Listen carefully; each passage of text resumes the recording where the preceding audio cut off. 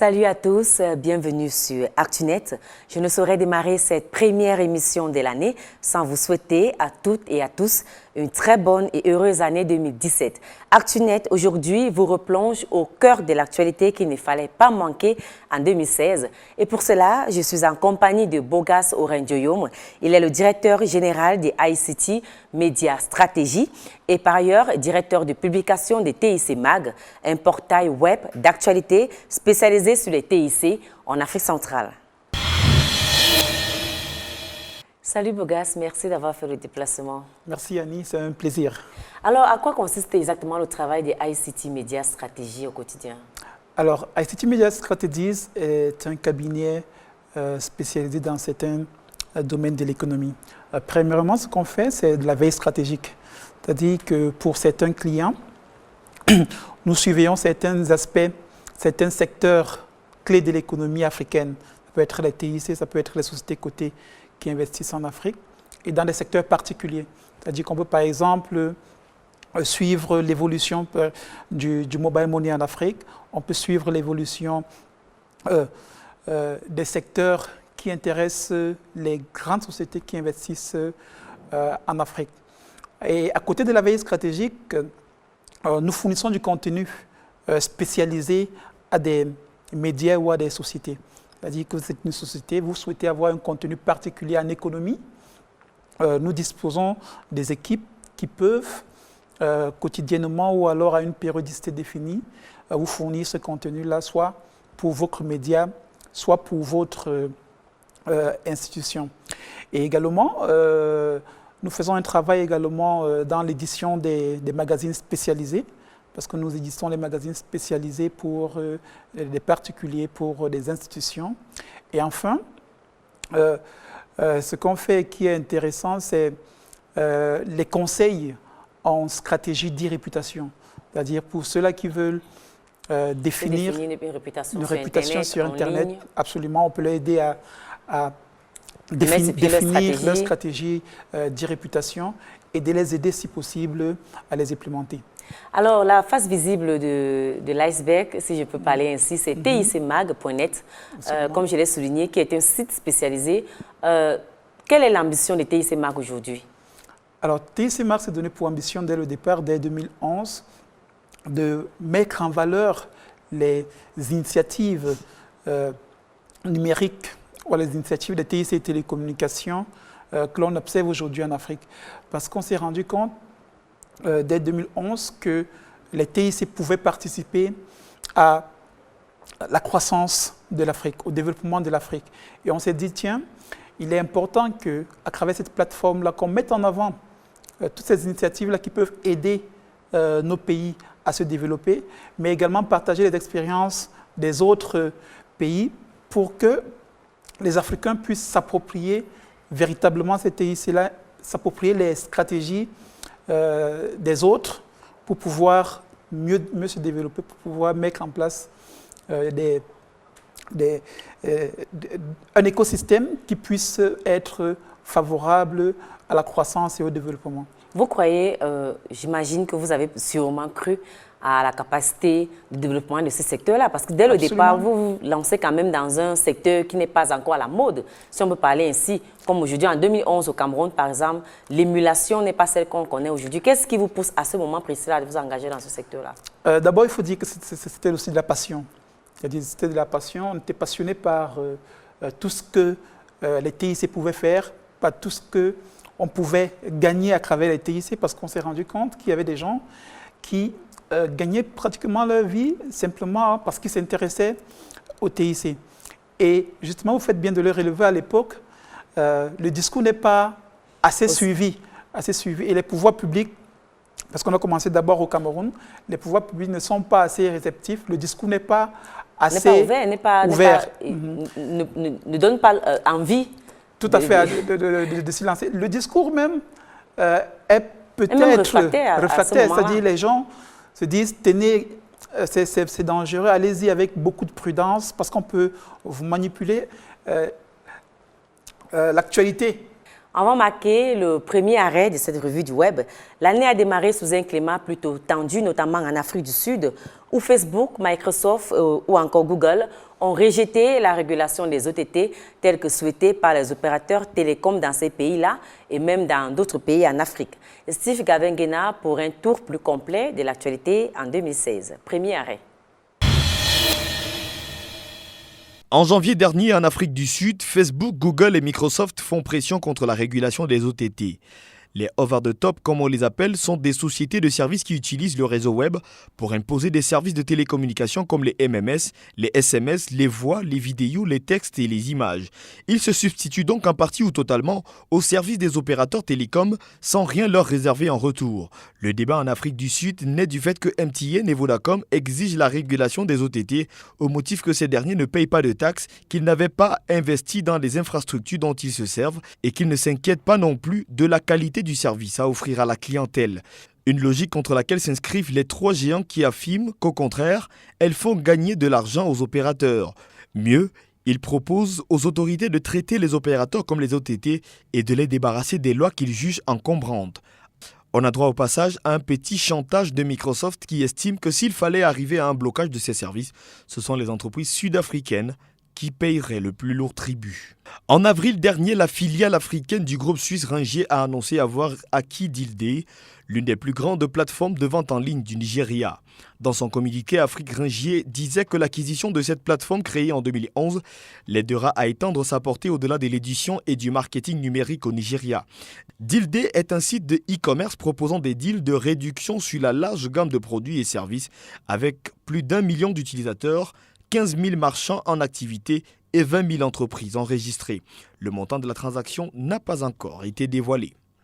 Parmi les études publiées en cette année 2016 qui s'achève, il y a bien une qui a retenu notre attention. Il s'agit de Regard sur le numérique, un site édité par Microsoft France qui a publié un article sur la désintoxication digitale qu'il présente comme une bonne manière de se déconnecter pour mieux reconnecter. L'étude montre en effet qu'une dépendance aux outils numériques et aux smartphones connectés en particulier entraînerait une baisse de la concentration et de la productivité. Pour le site, les nouveaux réflexes de cyberaddiction comme répondre systématiquement aux SMS, consulter son téléphone au moindre bip, stresser à l'idée de ne pas avoir lu un mail, vouloir épuiser des notifications ou la peur de rater quelque chose engendre une perte de l'attention, d'où l'importance d'une digital detox. En bon entendeur. En mai dernier, la Société pour l'attribution des noms de domaines et des numéros sur Internet, ICANN, a annoncé qu'elle ouvre à Nairobi, au Kenya, un bureau de liaison qui desservira toute la région Afrique. Il s'agit de la toute première représentation africaine de l'organisation. Avec l'ouverture de ce bureau à Nairobi, l'ICANN souhaite se rapprocher davantage des gouvernements africains, mais également des principaux acteurs de l'écosystème d'Internet qui anime le continent. On va achever cette première partie de la revue du web avec l'ouverture officielle du nouveau système de gestion des frontières et visas au Gabon qui a eu lieu le 27 juin dernier à l'aéroport de Libreville.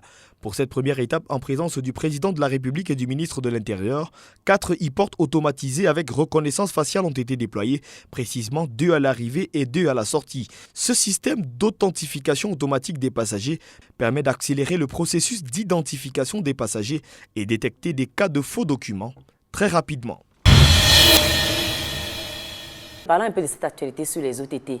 Aujourd'hui, le débat fait rage en Afrique où on constate quand même que les revenus des opérateurs, pour 90%, dépendent encore des SMS et des voix, alors que c'est passé à 50% par exemple en Europe. Pas des 90%, c'est 90% sur les revenus totaux. Et est-ce que on a vu ce qui s'est passé en Afrique du Sud. Il y a eu le cas du Maroc qui a même à un moment donné au cours de cette année bloqué justement ces Viber, WhatsApp et les autres. Aujourd'hui, comment est-ce qu'on peut maximiser ces OTT-là pour que cela ne cause plus d'énormes problèmes aux opérateurs télécoms? Comment est-ce qu'ils peuvent s'adapter? Alors c'est une très bonne question et vous faites très bien de prendre le cas du Maroc parce que c'est un cas emblématique dans ce problème des OTT. Il faut dire qu'on assiste à un nouveau paradigme où des sociétés de l'économie numérique, des acteurs de l'économie numérique comme Facebook, WhatsApp, Viber et autres, opèrent sur certains marchés où ils n'ont pas investi pour mettre en place des infrastructures. Et cette insertion dans ce domaine inquiète les opérateurs mobiles. Locaux. Les opérateurs mobiles qui investissent, qui mettent beaucoup d'argent dans l'installation de leurs infrastructures. Et la question est complexe. Aujourd'hui, sur le plan international, on est en train de trouver les meilleures stratégies. Mais le cas du Maroc est intéressant dans la mesure où plusieurs fois, déjà c'était en 2012, la première fois que Maroc Télécom suspend les services des appels sur IP, ça a créé quelques remous au sein des internautes qui n'ont pas du tout apprécié que Maroc Télécom puisse on arrive à une telle décision. Avec cette décision-là. Il y a eu quelques manifestations des consommateurs. Maroc Télécom est revenu à la raison. En 2014, la situation revient encore. Maroc Télécom toujours coupe l'accès à ces ETT-là.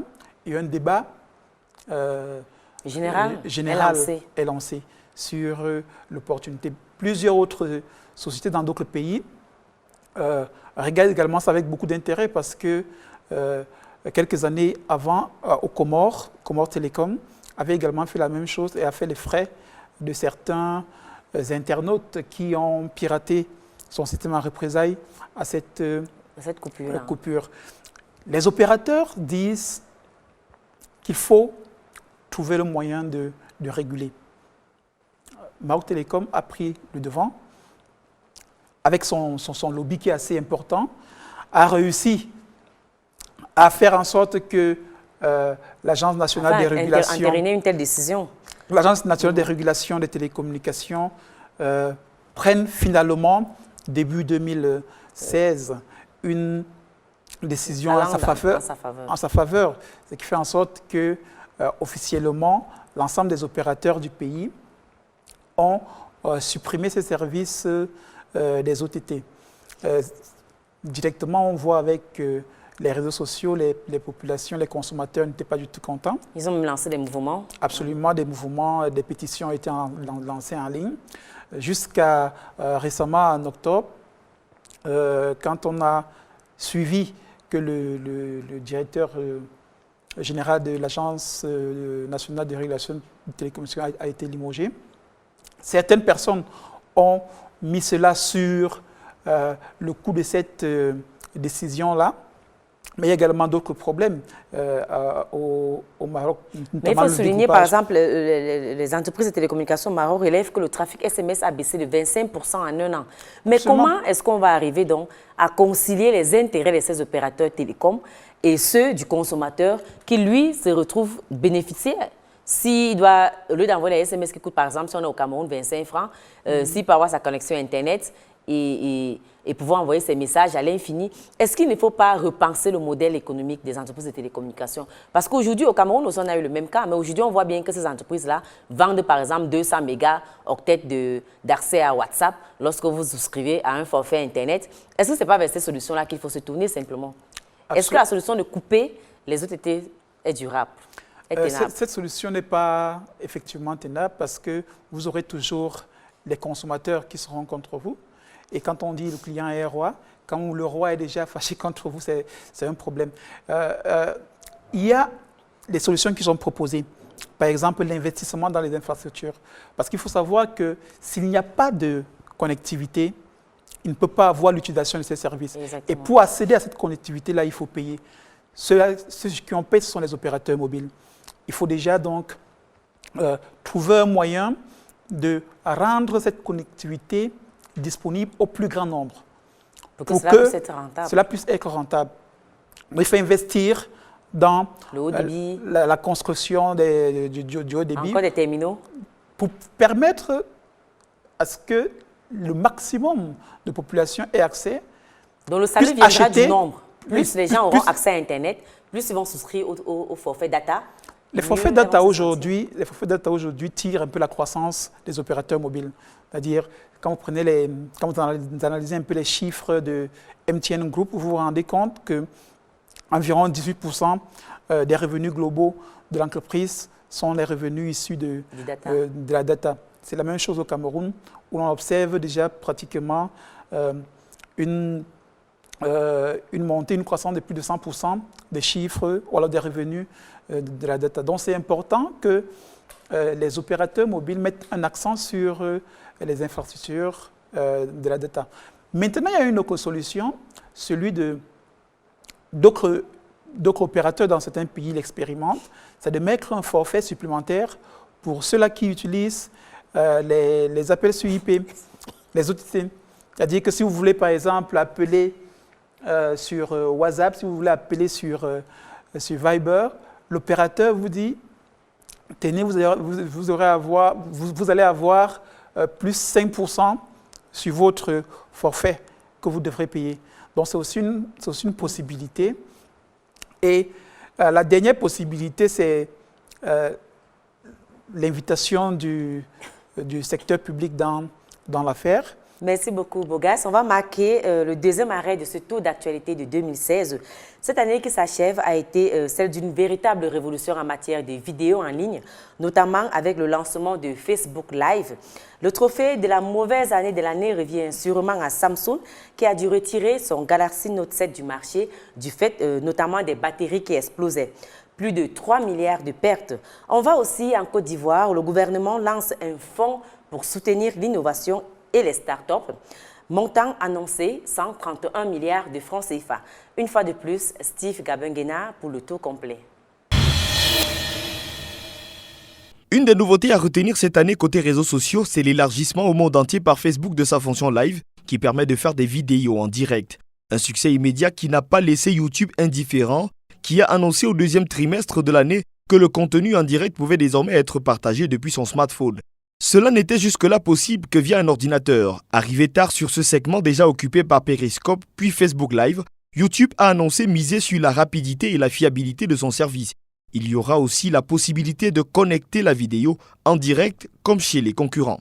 Le gouvernement ivoirien en partenariat avec la Banque africaine de développement a annoncé en juillet dernier la mise en place commune d'un fonds ivoirien de l'innovation. Il s'agit d'un mécanisme qui devrait être doté d'un fonds de 131 milliards de francs CFA qui sera exclusivement consacré aux infrastructures et au soutien aux startups. Le but étant de booster l'innovation dans le pays, notamment dans le secteur des technologies de l'information et de la communication. Une autre étude qui a retenu notre attention révèle que les ondes électromagnétiques éliminées par les téléphones portables, les tablettes, les réseaux Wi-Fi et tout autre objet connecté représentent un risque considérable pour la santé des enfants de moins de 6 ans. C'est l'Agence française de sécurité sanitaire qui a publié ce rapport en juillet dernier. D'après le rapport, cette catégorie d'enfants serait particulièrement vulnérable du fait de la transformation encore en cours de leur cerveau. Une surexposition leur vaudrait des troubles de fonction cognitive et de l'attention, des pertes de mémoire ou des problèmes de coordination. Voilà les parents prévenus. Triste nouvelle pour l'Afrique en cette année 2016 qui reste toujours le continent le moins connecté avec plusieurs pays qui sont encore en dessous de 3% de leur population connectée. Le constat est de la Commission des Nations Unies sur le haut débit au service du développement durable qui dans son rapport 2016 épingle le Tchad qui n'a que 2,7% de sa population qui a accès à Internet, la Sierra Leone 2,5%, le Niger 2,2%, la Somalie 1,8% ou encore l'Érythrée qui ne compte que 1,1% de sa population connectée. Sur le plan mondial, la grande surprise du rapport vient de l'Inde qui dépasse désormais les États-Unis en devenant le deuxième pays le plus connecté au monde, juste derrière la Chine. Le bad buzz commercial dans le secteur de la téléphonie est sûrement venu de Samsung, qui a dû suspendre temporairement la production de son téléphone intelligent Galaxy Note 7 pour un défaut de batterie qui avait tendance à exploser. Le fabricant a ainsi rappelé à peu près 2,5 millions d'appareils en offrant à ses clients des téléphones de remplacement. Si les causes de cet embrasement restent jusqu'en cette fin d'année encore inconnues, les pertes commerciales sont quant à elles estimées à plus de 3 milliards de dollars, soit un peu plus de 1,800 milliards de francs CFA. Des pertes auxquelles il faut ajouter le préjudice sur l'image du géant sud-coréen. On espère que le S8 annoncé pour l'an prochain viendra définitivement faire oublier cette année 2016. Alors Bogas, commentons un peu cette actualité en Côte d'Ivoire. Un fonds pour soutenir l'innovation d'un montant de 131 milliards de francs CFA. Plusieurs pays africains ont emprunté cette voie-là avec les autorités publiques qui mettent sur pied des fonds pour soutenir l'innovation. Est-ce que vous pensez que c'est efficace, cette méthode-là? Alors c'est déjà l'une des solutions. Il faut tenir à féliciter déjà le gouvernement ivoirien pour cette solution-là. Vous savez, l'un des problèmes que rencontrent les jeunes innovateurs en Afrique, c'est le manque de financement. Mais au-delà du manque de financement, il y a également le manque d'accompagnement technique. Et ce fonds d'innovation, si l'on s'en tient à ce qui a été présenté, va non seulement accompagner ces jeunes qui ont des projets, mais également les former à mieux structurer leurs projets, à mieux communiquer sur leurs projets. Donc c'est quelque chose d'important. C'est vrai que le financement, ce n'est pas seulement ce qu'il faut pour réussir dans l'écosystème. Il faut également que les jeunes puissent avoir des projets vraiment intéressants, des projets qui répondent mieux aux solutions, aux problèmes, je vais dire, que rencontrent les populations tous les jours. Mais on s'est aussi rendu compte que répondre aux solutions que rencontrent les populations et être rentable, c'est souvent deux choses bien différentes. Comment, parce que ceux qui veulent soutenir les projets ont tendance à choisir des projets qui peuvent être rentabilisés. Comment, dans ces cas, allier le côté social et le côté business du projet? C'est l'un des problèmes qu'il faut résoudre parce que justement, quand un jeune va à la banque aujourd'hui, c'est la question qu'on lui pose. Comment faites-vous pour rentabiliser votre projet? S'il n'y a pas un business plan clair, ce serait compliqué pour que la banque finance. C'est pour ça que des fonds comme celui qui est initié par le gouvernement ivoirien en collaboration avec la Banque africaine de développement sont intéressants. Mais il faut dire qu'au-delà de ce fonds ivoirien de l'innovation, il y a un autre fonds pour la science et l'innovation qui est mis sur pied en Côte d'Ivoire, qui a été lancé récemment d'ailleurs au mois de décembre 2016 par le Premier ministre, qui est doté d'un montant de 500 millions, destiné toujours à accompagner les jeunes. Donc, il faut déjà cet accompagnement-là. Mais également, il faut aujourd'hui, nous sommes dans un contexte où, pour rentabiliser les innovations, il ne faut pas simplement rester chez soi. Donc, je pense que les gouvernements devraient également participer à promouvoir les innovations de leur pays à l'étranger. Forcément, pas seulement hors de l'Afrique, mais également dans les pays les limitrophes.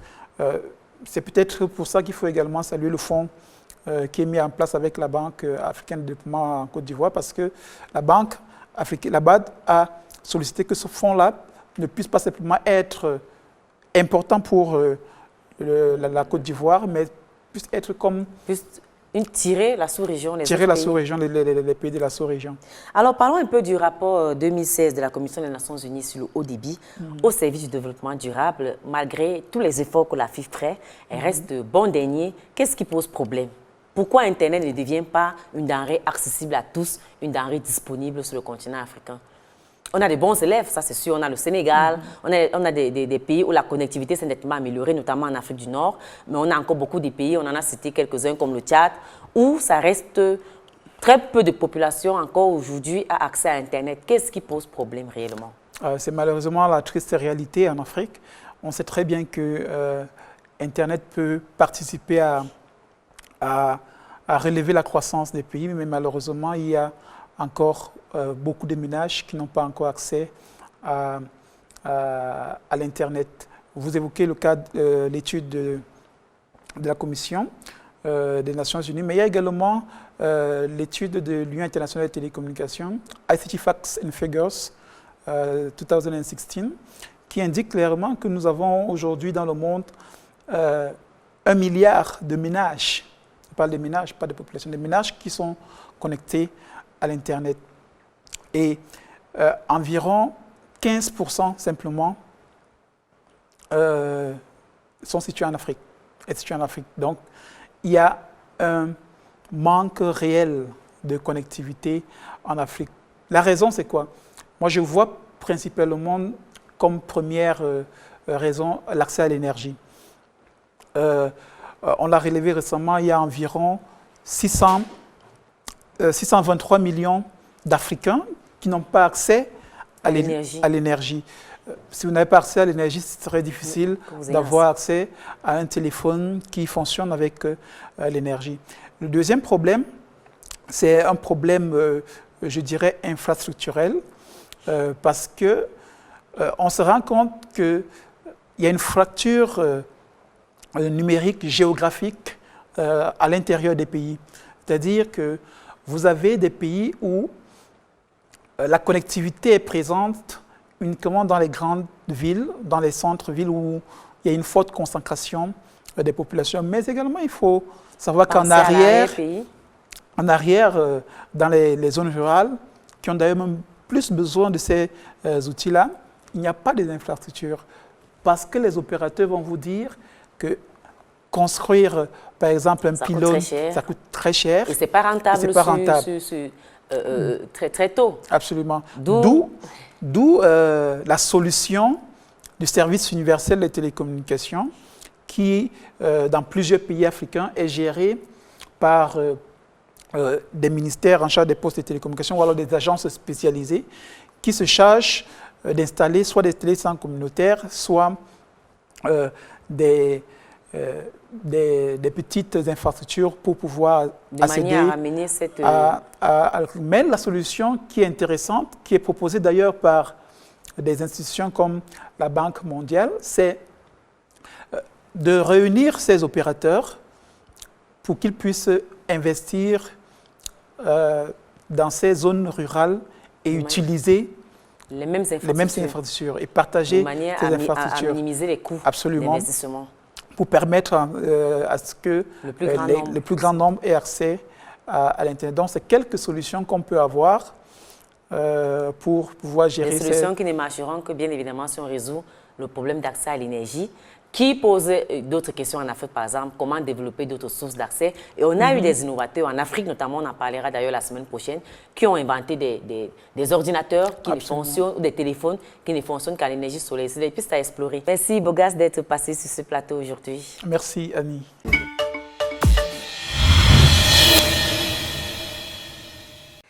ActuNet, c'est terminé pour cette édition.